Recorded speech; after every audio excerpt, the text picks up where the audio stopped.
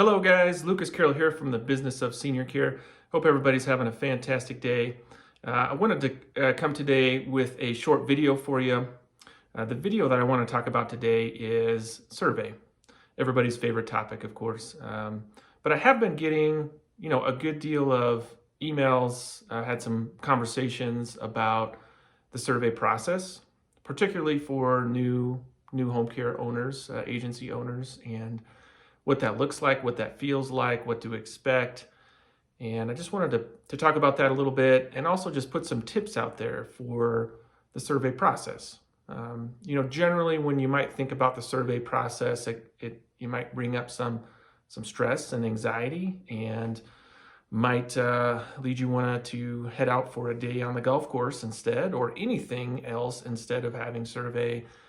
And while that certainly can be nerve-wracking, I want to talk through it a little bit just to be able to reduce some anxiety, some stress, and a little bit about what to expect and how to prepare yourself and how you can conduct yourself to make it less of a stressful experience.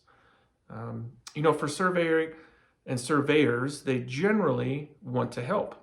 They're generally people who are wanting to help our seniors. That's their main goal, is to ensure agencies are able to provide quality services to our critically ill population.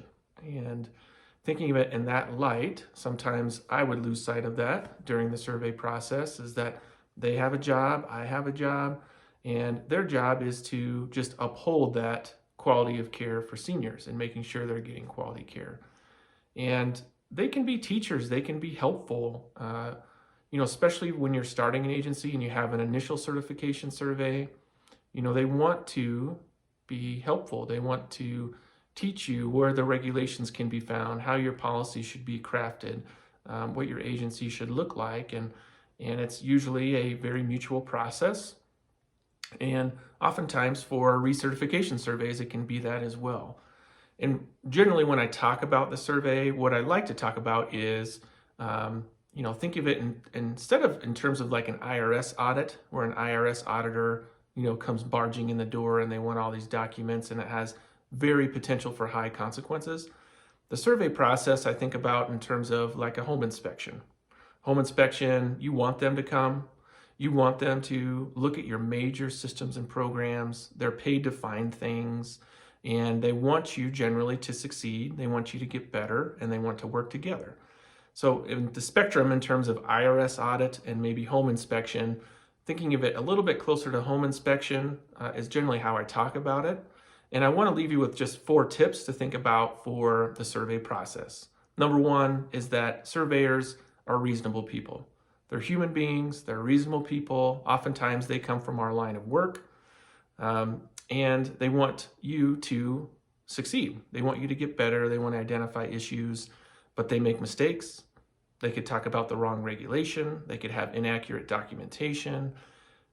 So help, that just goes to show that you can engage in communication and conversation with the surveyor and know that they can engage in that with you and that you can find the best path. It doesn't have to be what they say is gospel. It can be a process. Number 2 is the list of regulations. So they can only cite you for a finite list of tags. There is a short list of tags, and that's the only ones they can choose from. When I was in the survey, for example, I used to think that they could ding me for a fire extinguisher that was not inspected or up to date, or silly things like a light bulb or a door that was off its hinge or a pothole in the parking lot. These are things that are outside of the scope.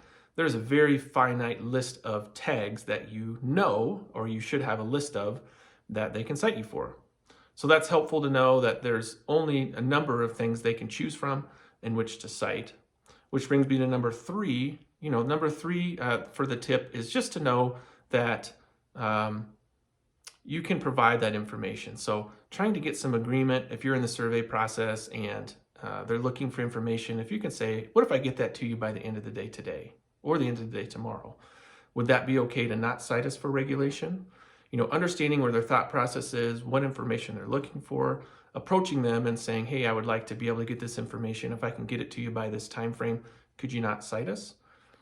Sometimes that works. And then the last tip that I just want to talk about is the exit.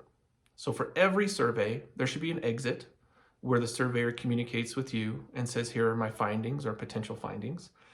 And during that, I want you to think of two things. One, making sure that you know what the regulation is. So if they're talking about findings and saying, what's the regulation for that? What regulation are you using for that citation? So that you can get in the same thought process and you can understand whether you agree or disagree. But it's hard to agree or disagree if you don't know what regulation that they're citing. And two, and probably most importantly, is to advocate for yourself and for your agency. There's a lot of work, verbal communication, some written communication, processes, meetings, things that took place that they may not have information on. Advocate for that. Advocate for the things that you have done, that you can put down on paper if you need to, that you feel like you shouldn't be cited, or that you have done more in which you're getting credit for. So advocate for yourself during the process.